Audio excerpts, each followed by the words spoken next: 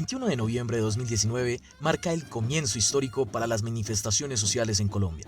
El paro nacional se convirtió en la muestra de inconformismo hacia el gobierno nacional por parte de estudiantes, mujeres afros, indígenas, comunidad LGBT y campesinos que se volcaron a las calles para mostrar su desacuerdo sobre diversos puntos que la administración de Iván Duque le ha dado al país.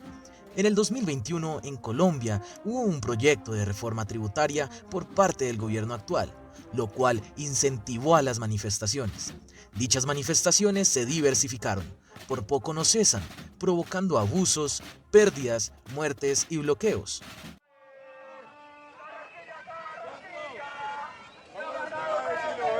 ¿Cómo?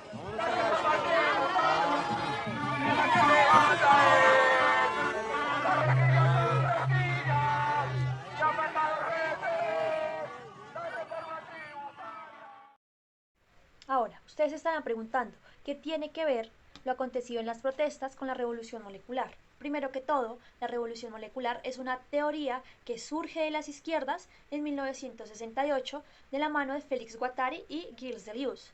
No es una conspiración de las izquierdas como nos lo han hecho creer, sino que es una estrategia para la toma del poder mediante una lucha micropolítica, es decir, una lucha de baja escala que se va multiplicando. Además, no tiene un orden establecido, sino que va tomando la forma de una lucha política y económica. Cabe aclarar que la forma de lucha política que va a tomar no va a ser molar, como lo fue la revolución comunista, que fue macropolítica, es decir, de gran escala. También tenemos que tener en cuenta que las luchas actuales se van multiplicando en su forma de lucha y en su expresión. La clase obrera no va a ser el único sujeto revolucionario, sino que en este caso habrán varios sujetos revolucionarios. Estos conflictos pueden tener una potencia revolucionaria, ya que las nuevas formas de lucha son culturales, y los componentes de las revoluciones moleculares pueden ser contradictorios por esa razón, es decir, que no tienen que hablar el mismo lenguaje.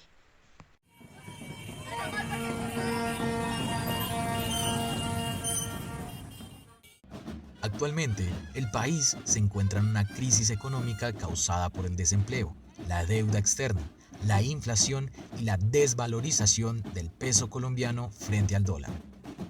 Esto tiene agobiada la economía, el pueblo se hace cada vez más pobre y el descontento frente al gobierno del presidente Iván Duque crece de manera exponencial. Dicha reforma tributaria detonó en una ola de protestas en el territorio colombiano. Paralelo a esto, el presidente Iván Duque recurrió al monopolio del uso legítimo de la fuerza del Estado y mediante la fuerza antidisturbios del ESMAD se violó el principio de proporcionalidad. Como consecuencia, dejó varios muertos y heridos del bando de los manifestantes. Este principio hace referencia a la relación entre los efectos destructivos legítimos del objetivo militar y los daños colaterales indeseables. No se justifica un daño a la población civil, sin embargo, es de conocimiento que varios civiles murieron a causa de los ataques que recibieron por parte del ESMAD, como es el uso de armas de fuego y, consecuencia de ello, las diversas muertes de jóvenes y niños. De igual forma, los ataques con gas lacrimógeno en zonas residenciales que estaban ubicadas lejos de la primera línea o de los disturbios, en donde se vieron perjudicados civiles de diferentes edades. Los bloqueos presentados en las manifestaciones desencadenaron aspectos negativos, tales como el cierre del transporte público, el uso de tanquetas de la fuerza pública contra las personas de la primera línea en las altas horas de la noche, la escasa participación de los defensores de los derechos humanos y los ataques hacia los mismos, incendios que se cometieron contra numerosos centros de atención inmediata y los medios de transporte público. Los tipos de violencia verbal, psicológica y física que los civiles perpetraron contra los policías, olvidando que ellos también son parte del pueblo y están para servir al mismo, presentando violación de los derechos humanos. La discriminación que recibieron por ser parte de la policía y del ESMAD también hicieron parte de esta problemática. Se distingue el principio de proporcionalidad, puesto que ambas partes hicieron uso de armas y las partes no están en igualdad de condiciones. Mientras que la fuerza pública poseía armas de fuego, los civiles tenían armas, pero que no tenían el mismo alcance. Igualmente, la indumentaria del SMAT está en total desequilibrio con los medios de protección de los civiles. Por consiguiente, el papel de la policía es inapropiado en cuanto a la proporcionalidad y a la fuerza que imprime en el ataque. El gobierno es el encargado de responder por estos ataques hacia la población, ya que este es el encargado de la policía y su actuar. Pero este se refugia en considerar a los manifestantes el nuevo enemigo público. Para el gobierno, el discurso cambió y pretende que la sociedad considere a los manifestantes como los responsables de todas las problemáticas actuales, para así convertirlos en el enemigo del país. De esto surgió la necesidad de los manifestantes de defenderse y desarrollar la primera línea.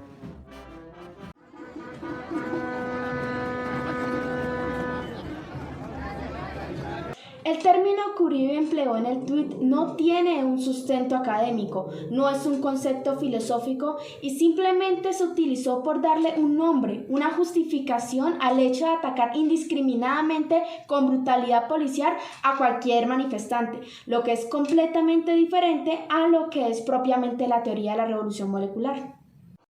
Incendiaron la estación del mío de Calizo.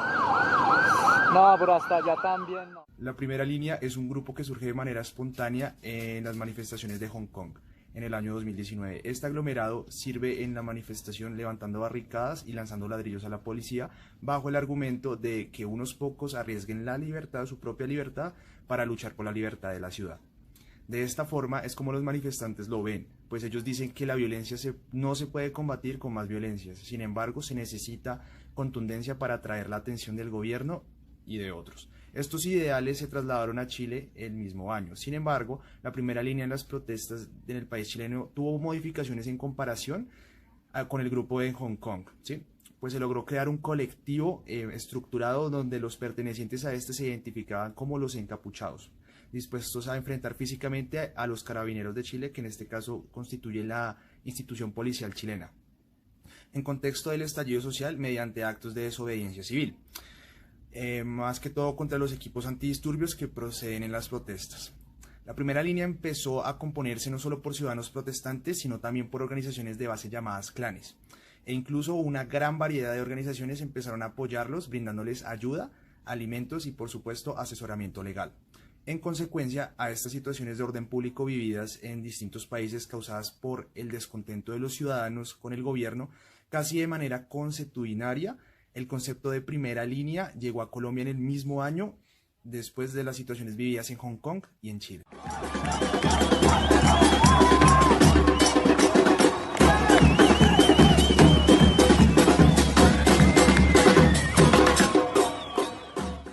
Ahora daremos paso a las entrevistas que realizó nuestro grupo a personas con diferentes posiciones ideológicas para así enriquecer nuestra investigación.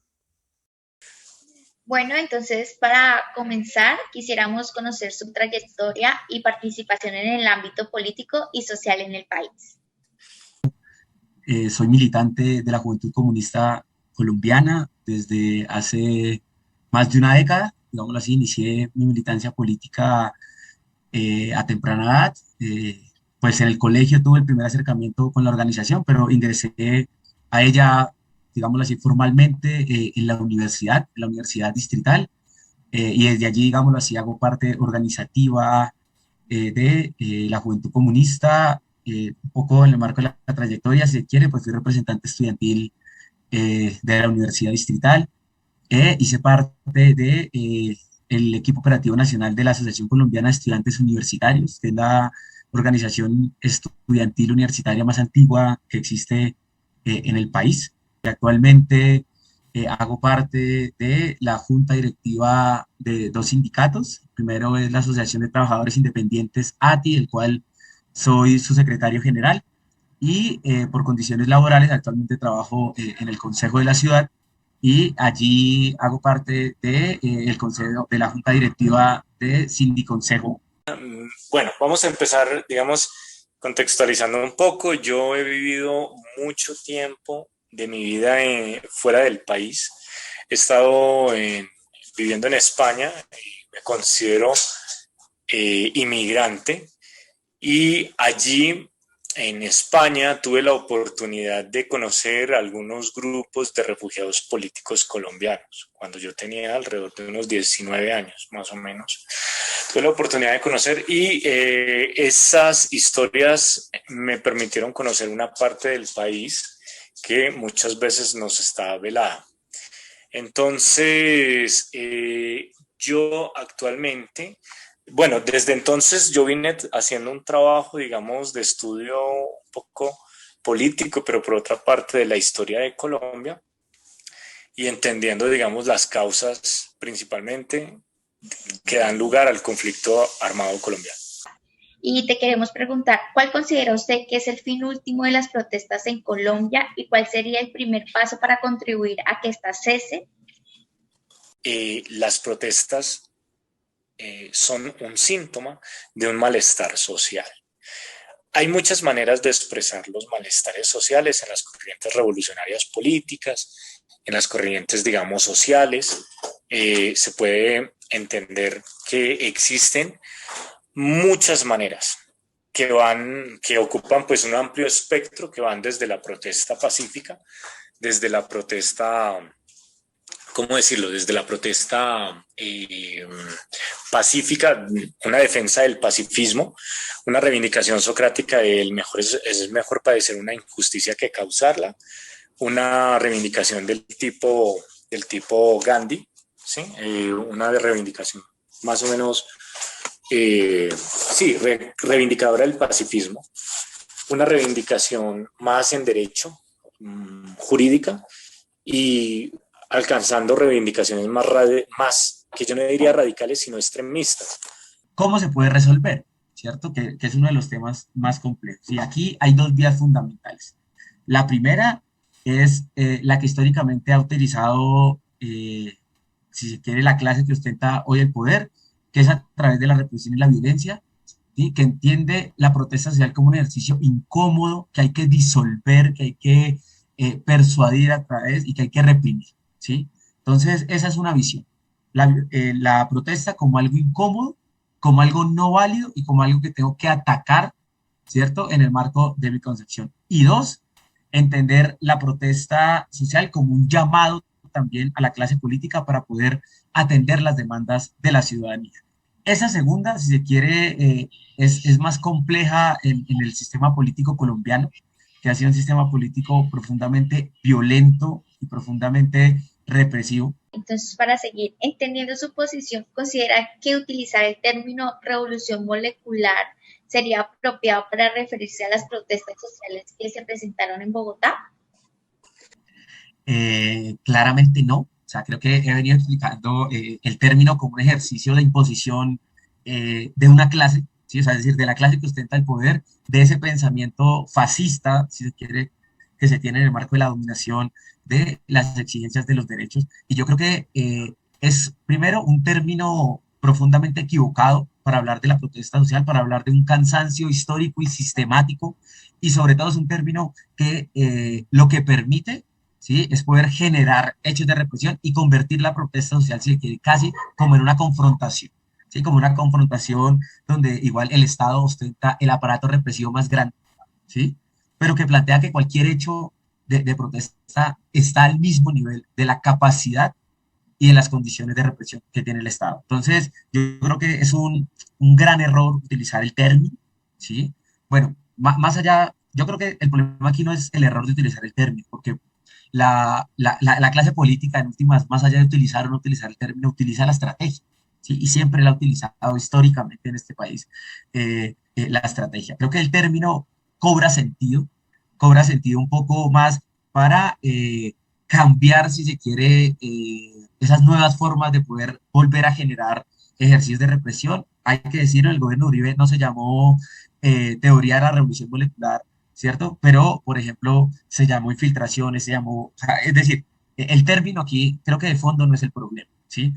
Es un término que utiliza para poder volver a generar ese espectro de la política Hay que entender primero que el concepto revolución molecular, como se ha mencionado, es el concepto de revolución molecular disipada, que está tomado de la obra de Guattari, de Félix Guattari, y que está conectada con la obra de Gilles Deleuze, y que hay que entenderlo también conceptualmente en ese marco. O sea, hay que entenderlo. Puede ser un buen concepto para mencionar las protestas que se han venido dando desde el 9 de septiembre del año pasado y que detonan este año con la reforma, con la pretendida reforma tributaria. Perfecto, muchas gracias y nuevamente pues gracias por aportar a nuestro conocimiento y bueno, y al de toda la clase nuevamente. Es bueno saber cómo se malinterpreta el término acá en Colombia. Así que muchas gracias. Bueno, ya esta era nuestra última pregunta. Volvemos y te agradecemos por haber brindado tu tiempo para respondernos y aportar un granito de arena a este proyecto. Bueno, siempre a la orden. Esta revolución molecular constituiría la forma mediante la cual se iba a estructurar la lucha política, la cual no sería molar. Las revoluciones comunistas a lo largo de la historia se han caracterizado por ser molar. Esto quiere decir a gran escala, de manera macropolítica. Actualmente, las luchas de tendencia izquierdista son de índole molecular, micropolítica, a baja escala, pero que se va multiplicando. Es molecular por su forma de lucha y de expresión. Hoy en día se puede afirmar que en definitiva el obrero ya no es el único sujeto revolucionario desde la visión comunista, sino que hay múltiples sujetos revolucionarios, pues la izquierda incluso ha sido pragmática a la hora de hasta incluso tomar como sujeto revolucionario a las personas con orientación sexual LGTBI. Es de ahí donde tiene génesis la revolución molecular, partiendo de varios sujetos revolucionarios. Las nuevas formas de lucha serán culturales. El grupo cree que si bien es cierto que la tendencia izquierdista, que por cierto está teniendo un auge tremendo en Latinoamérica, está utilizando a su favor los errores de este gobierno de derecha. Es claro que si la revolución molecular está presente, esta tiene su génesis con base en una ideología mal aplicada como es la tendencia derechista en Colombia. Y así como convergen las distintas posturas para llegar a una misma conclusión, que las protestas en Bogotá en el periodo del 2019 al 2021 han sido debido a inconformidades de la población por los malos manejos administrativos. Es por todo esto que queda preguntar, ¿la revolución molecular en Colombia va a terminar cuando llegue un gobierno de izquierda al poder? Para concluir, se puede evidenciar cómo el concepto de revolución molecular en Colombia está entendido desde diferentes posturas, pues para algunos el término de revolución molecular es una conspiración de la derecha para demeritar las protestas sociales que se vienen presentando, y para otro sector de la población el término sí podría ser implementado para referirse a las protestas, pero no como revolución molecular disipada, sino como revolución molecular desde el concepto de Félix Guattari.